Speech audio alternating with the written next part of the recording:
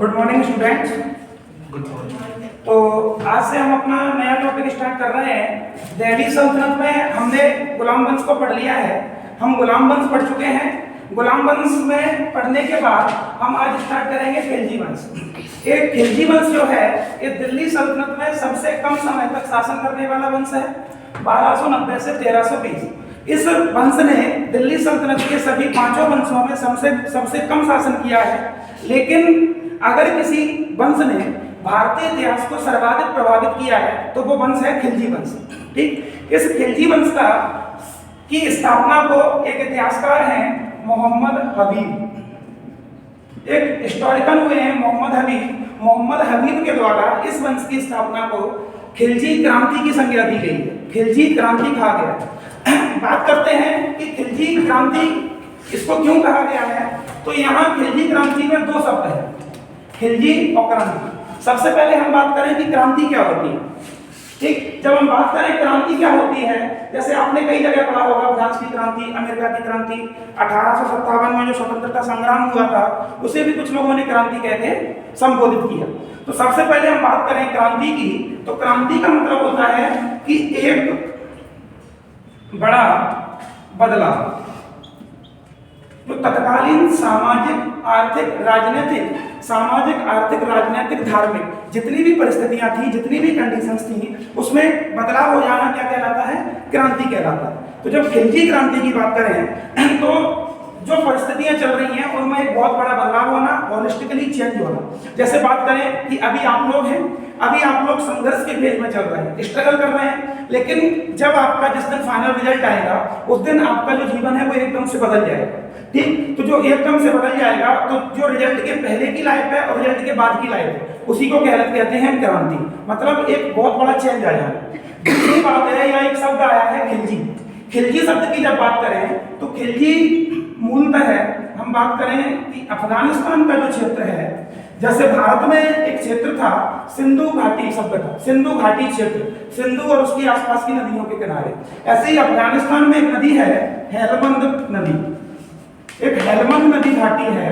इस हेलमंद नदी घाटी में एक जो क्षेत्र है, उस हेलमंद नदी घाटी में क्षेत्र का नाम है खलज प्रदेश, खलज क्षेत्र। तो जो खिलजी हैं वो इस खलज क्षेत्र से उत्पत्ति हुए। जैसे मोहम्मद गौरी गौर प्रदेश का था, महमूद गजनवी गजनी प्रदेश का था, उसी प्रकार खिलजियों की उत्पत्ति अफगानिस्तान में हेलमंद नदी घाटी के खलज प्रदेश से हुई है। ठीक, उससे पहले हम बात करें कि भारत में सबसे पहली बार खिलजियों का आगमन कब हुआ। तो भारत में सबसे पहली बार खिलजियों के आगमन का थोड़ा सा बात कर लें तो भारत में आपने एक युद्ध पढ़ा होगा, तराइन का प्रथम युद्ध। ये तराइन के प्रथम युद्ध के बारे में हमने चर्चा की थी। तो एक तरफ कौन था, पृथ्वीराज चौहान थे, दूसरी तरफ मोहम्मद गौरी। और जब तराइन के प्रथम युद्ध में मोहम्मद गौरी की पराजय हुई तो मोहम्मद गौरी को तराइन के मैदान से जो सुरक्षित वापस बचा के ले गया था वो एक खिलजी सैनिक था। तो भारतीय इतिहास में सबसे पहले खिलजी की जानकारी मिलती है तो तराइन के प्रथम युद्ध के मैदान में मिलती है। दूसरा, हम अपने टॉपिक पर वापस आते हैं कि खिलजी की वंश की स्थापना तो क्रांति क्यों कहा जाता है। खिलजी वंश की स्थापना को क्रांति इसलिए कहते हैं कि जिसके निम्नलिखित आधार है। मान लो यूपीएससी में क्वेश्चन आया 150 शब्द में कि खिलजी वंश को क्रांति क्यों कहा गया है, आप उसको बताइए। क्वेश्चन दे दिया खिलजी वंश की स्थापना को क्रांति क्यों कहा गया है, तो 150 शब्द में जब ये क्वेश्चन दिया जाएगा तो आपके पास 15 से 20 वर्ड होंगे इसके इंट्रोडक्शन के लिए। इंट्रोडक्शन के लिए जब शब्द होंगे तो आप वहाँ एक लाइन लिखेंगे कि खिलजी वंश की स्थापना जलालुद्दीन फिरोज खिलजी के द्वारा की गई। दूसरा, जलालुद्दीन फिरोज खिलजी के द्वारा की गई। अगले लाइन में लिखेंगे क्रांति से तात्पर्य है कि तत्कालीन दिल्ली सल्तनत की सामाजिक आर्थिक राजनीतिक परिस्थितियों में परिवर्तन हो। फिर लिखोगे कि खिलजी वंश की स्थापना को क्रांति कहने के निम्नलिखित आधार है। पहला पॉइंट, क्रांति कहने के निम्नलिखित आधार हैं। तो अभी तक क्या है कि जो गुलाम वंश या ममलूक वंश था वो कैसे थे, एलवरी तुर्क थे। तो एलवरी जो तुर्कों की टोटल 64 जातियां हैं, तुर्कों की कितनी प्रजातियां हैं, 64। उन 64 में एलवरी तुर्क हो गए। ठीक, इनको क्या है कि सबसे श्रेष्ठ जाति माना जाता था। तो अभी तक दिल्ली सल्तनत में एलवरी तुर्क जो उच्च नस्ल के समझे जाते थे इनका शासन था। अब पहली बार निम्न नस्ल के खिलजियों का, खिलजियों को कौन सा माना जाता है, निम्न नस्ल का। तो निम्न नस्ल के खिलजियों की शासन सत्ता की क्या हुई, स्थापना हुई। एक इतिहासकार हुआ जियाउद्दीन बर्नी, जिसने बुक लिखी थी तारीख फिरोजशाही। इस तारीख फिरोजशाही के अनुसार ये तो खिलजियों को तुर्क मानता ही नहीं, ये अफगान मानता था। दिल्ली की जनता भी एक बहुत लंबे समय तक खिलजियों को अफगान ही मानती थी, क्योंकि जब जलालुद्दीन फिरोज खिलजी ने दिल्ली सल्तनत में खिलजी वंश की स्थापना की, तो वो क्यूमर्स की जो हत्या के बाद बहुत समय तक दिल्ली में आए ही नहीं। वो किलोखरी के किले में राज्याभिषेक करवाया और उसी किले में बना रहा। जब दिल्ली के कोतवाल अकबरुद्दीन फिरोज ने उसको बुलाया तो वो दिल्ली में आए। तो इससे पहला पॉइंट यह है कि एलवरी उच्च नस्ल के समझे जाने वाले एलवरी तुर्क के स्थान पर दिल्ली सल्तनत का शासन निम्न नस्ल के खिलजियों के हाथ में आया। दूसरा पॉइंट, दूसरा क्रांति कहने का आधार यह है हमारे पास कि जो अभी तक खिलजी थे या अभी तक जो तुर्क चल रहे थे गुलाम वंश में, तो खिलजियों ने क्या किया, धर्म और राजनीति, खिलजियों के द्वारा धर्म और राजनीति का अलगाव किया गया, separation of religion and politics. क्या था कि अभी तक आप देखते थे कि एक धार्मिक क्षेत्र का प्रधान होता था खलीफा, ठीक, और राजनीतिक क्षेत्र का प्रधान अब खिलजियों के द्वारा बोला गया कि राजनीतिक क्षेत्र का प्रधान कौन होगा, राजनीतिक क्षेत्र का प्रधान होगा सुल्तान। तो खलीफा और सुल्तान दोनों का आपस में कोई रिलेशन नहीं है, दोनों अलग अलग माने जाएंगे। अभी तक आपने देखा कि गुलाम वंश में एक शासक हुआ था इल्तुतमिश, उसने 1229 ईस्वी में खलीफा से खिल्लत प्राप्त की थी, खलीफा से वैलिडिटी का लाइसेंस लिया था। लेकिन अलाउद्दीन खिलजी ऐसा कुछ नहीं बोलता है। अलाउद्दीन खिलजी का जो चाचा था, खिलजी वंश का संस्थापक जलालुद्दीन फिरोज खिलजी, वो भी क्या बोलता है कि शासन शासकों की इच्छा, शासन का आधार शासकों की इच्छा है, सुल्तान से फर्क नहीं पड़ता, जनता खुश होनी चाहिए, प्रसन्न होनी चाहिए। आगे चल के खिलजियों में अलाउद्दीन खिलजी का उत्तराधिकारी होगा मुबारक शाह खिलजी, वो तो खुद को खलीफा घोषित कर देगा कि मैं ही खलीफा हूँ। दूसरा, इस धर्म और राजनीति के अलगाव के क्रम में जब हम बात करें तो अलाउद्दीन खिलजी उलेमाओं से बोलता है। उलेमा मतलब मुस्लिम जो धार्मिक वर्ग है उसको उलेमा कहा गया है। जैसे हमारे यहाँ शंकराचार्य साधु महात्मा होते हैं, वैसे उलेमाओं से खिलजी बोलता है मैं पढ़ा लिखा नहीं हूँ, मुझे ज़्यादा कुछ धर्म की समझ नहीं है, बस इतना जानता हूँ, मुझे नहीं पता कि शरीयत में क्या लिखा है, बस मुझे ये पता है कि मेरी शासन प्रजा और जनता के हित के लिए क्या आवश्यक है, मैं वही निर्णय लेता हूँ। यहाँ तक कि मुझे उस दिन की भी परवाह नहीं है जब कयामत के दिन मैं मतलब कि अल्लाह मुझसे सवाल करेगा या मुझे अपने कर्मों का जो दंड या हिसाब देगा, मेरे लिए सबसे आवश्यक है कि प्रजा हित में क्या जरूरी है। तो खिलजी ने क्या बोला कि धर्म को अलग कीजिए, राजनीति को अलग कीजिए। आगे चल के मुबारक शाह खिलजी तो धर्म और राजनीति को अलग करके खुद को ही खलीफा घोषित कर देता है। दूसरा बात करें तो एक दो पॉइंट ये हो गए। तीसरा पॉइंट खिलजी वंश को क्रांति कहने का ये है, खिलजी वंश की स्थापना का, कि खिलजी में इसमें पहली बार जो शासन था और जो प्रशासन था, शासन और प्रशासन इन दोनों में नियुक्तियों में पहली बार योग्यता को आधार बनाया गया। क्या किया गया? योग्यता के आधार पर नियुक्तियां। आपको याद हो कल मैंने आपको बलवन पढ़ाया था, और बलवन पढ़ाया था तो एक लाइन बताई थी। बलवन ने बोला था कि जब भी मैं किसी निम्न कुल के व्यक्ति को देखता हूं तो मैं अत्यधिक क्रोधित हो जाता हूं और मेरा हाथ अचानक से तलवार की मुठ पर चला जाता है। ठीक, मतलब बलवन के यहाँ आप भले ही अयोग्य हो, काला अक्षर भैंस बराबर हो, लेकिन अगर आप उच्च जाति के हैं तो आप प्रधानमंत्री भी बन सकते हैं। लेकिन खिलजी बोलता है आप कितनी भी श्रेष्ठ जाति के हों कोई दिक्कत नहीं है, ठीक, कोई महत्व नहीं है, आप योग्य हैं तो मैं आपको निम्न जाति का होते हुए भी क्या बनाऊंगा, महत्वपूर्ण पद दूंगा। तो शासन और प्रशासन में क्या किया जाने लगा?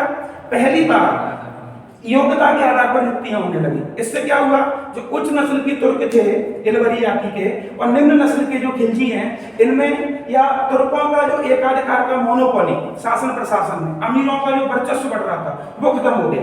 ठीक, तो यही चीज हम आगे चल के देखेंगे। मुगल काल में अकबर के पास में यही चीज देखने को मिलेगी कि मुगल प्रशासन में हिंदुओं को शामिल किया जाएगा। तो जो मुस्लिम षड्यंत्रकारी हैं वो क्या करने लगेंगे, उनको महत्व कम मिलेगा। ठीक, और राजपूतों से क्या होगा, अकबर के पास कुछ चेक एंड बैलेंस की पॉलिसी बनेगी। यही इन्होंने किया। नेक्स्ट पॉइंट, खिलजी वंश की स्थापना को क्रांति कहने का चौथा आधार है कि भारत में पहली बार, दिल्ली सल्तनत में पहली बार साम्राज्यवाद, इंपीरियलिज्म साम्राज्यवाद की संकल्पना को बल मिला। साम्राज्यवाद का मतलब यह है कि राज्य विस्तार हो। अभी तक इल्तुतमिश हो, कुतुबुद्दीन ऐबक हो, बलबन हो, रजिया हो, जितने भी सुल्तान हुए हैं सबके सब क्या कर रहे हैं? सबके सब एक चीज कर रहे हैं कि जो मोहम्मद गौरी ने जो क्षेत्र जीता था उसी पे शासन कर रहे हैं या उसी को विद्रोहियों से क्या करना चाह रहे हैं? बचाना चाह रहे हैं। ना तो किसी नए क्षेत्र पे आक्रमण कर रहे हैं, ना किसी नए क्षेत्र को जीतने का प्रयास कर रहे हैं। पहली बार कल पढ़ाया था कि जलालुद्दीन फिरोज खिलजी, जो खिलजी वंश का संस्थापक है, इसका भतीजा है अली गुरसास, जो आगे चल के अलाउद्दीन खिलजी के नाम से फेमस होगा। अलाउद्दीन खिलजी कहाँ का सूबेदार था? कड़ा मानिकपुर का। तो कड़ा मानिकपुर में अपने चाचा को बुलाता था, वहां जो धोखे से हत्या कर देता है। तो कहने का मतलब यह है, पहली बार साम्राज्यवाद की संकल्पना खिलजी वंश में आई।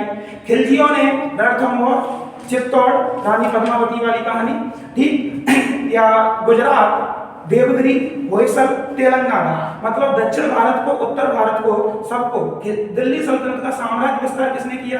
पहली बार खिलजियों ने किया। तो अभी तक हमने 4 पॉइंट पढ़े। पहला, उच्च नस्ल के तुर्कों को, इलवरी तुर्कों के स्थान पर निम्न नस्ल के खिलजियों की क्या हुई? स्थापना हुई। दूसरा, धर्म और राजनीति का क्या हुआ? अलगाव हुआ। तीसरा कारण यह हुआ कि साम्राज्यवाद को बढ़ोतरी मिली, पहली बार साम्राज्यवाद किया गया। और चौथा कारण क्या हुआ कि शासन और प्रशासन में नियुक्ति के आधार पर किसको बल दिया गया? शासन और प्रशासन में नियुक्तियों में पहली बार योग्यता को बल दिया गया। दूसरी बात करें, अब इसमें क्या होगा? पांचवा कारण इसमें यह देखने को मिलेगा कि पहली बार मुस्लिम प्रशासन में, तुर्क प्रशासन में भारतीय मुसलमानों को और मंगोलों को शामिल किया गया। भारतीय मुसलमान और मंगोलों को भी प्रशासन में शामिल किया गया।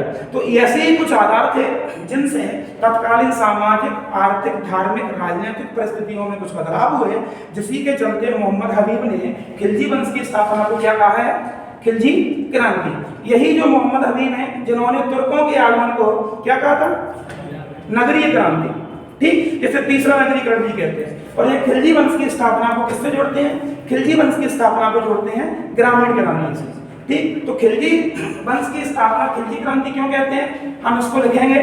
दूसरा, तो इससे हमें क्या सीख मिलती है कि आप कितना लंबा जीते हैं, कितना लंबा शासन करते हैं, ये चीज डिसाइड नहीं करती कि आप कितने महत्वपूर्ण हैं। देखो, केवल 30 साल तक शासन किया है, लेकिन भारतीय इतिहास को अत्यधिक समय तक इन्होंने ही प्रभावित किया है, ठीक। जो सैनिक व्यवस्था थी, दाग उड़िया की प्रथा थी, या बाजार नियंत्रण व्यवस्था थी, आगे चल के हम खिलजियों में देखेंगे कि खिलजियों ने ही आज जो हमारे भारतीय समाज का जो समाजवाद है, उसमें जो जन वितरण प्रणाली पीडीएस सिस्टम चलता है, इस पीडीएस का जनक भी अलाउद्दीन खिलजी ही बनेगा। तो कहने का मतलब यह है कि आपकी जिंदगी लंबी ना हो, लेकिन क्या होनी चाहिए? गहरी अवश्य होनी चाहिए। आपने जिंदगी को कितना जिया ये प्रभावित नहीं करता, कितने अच्छे से जिया या आपने कौन कौन से काम किए। अगर हम लोग बिना सिलेक्शन के रह जाएं तो कोई याद करेगा हमें हमारे रिश्तेदार में कुछ भी? आप कितना भी पढ़ते देखिए, ठीक, दुनिया प्रयासों को नहीं देखती। दुनिया किसको देखती है? दुनिया देखती है परिणाम को। All is well that ends well, ठीक। विराट कोहली कितना भी अच्छा खेला, सबसे ज्यादा रन थे इस वर्ल्ड कप में, लेकिन याद कौन किया जा रहा है? सैम करन, जिसे मैन ऑफ द टूर्नामेंट मिला, ठीक। तो कहने का मतलब ये है कि जब रिजल्ट लास्ट में अपने पास सिलेक्शन होगा तो उसको क्या माना जाएगा? सफलता। वरना आप कितनी भी मेहनत कीजिए उसको सफलता नहीं मानी जाएगी। तो ये खिलजी क्रांति, इसके बाद इस आंसर को हम लिखेंगे। इस आंसर को लिखने के बाद जो खिलजी हैं, बाजार नियंत्रण व्यवस्था है, सामाजिक स्थिति है, प्रशासन है, उस पर हम ध्यान केंद्रित करेंगे, ठीक। तो लिखिए,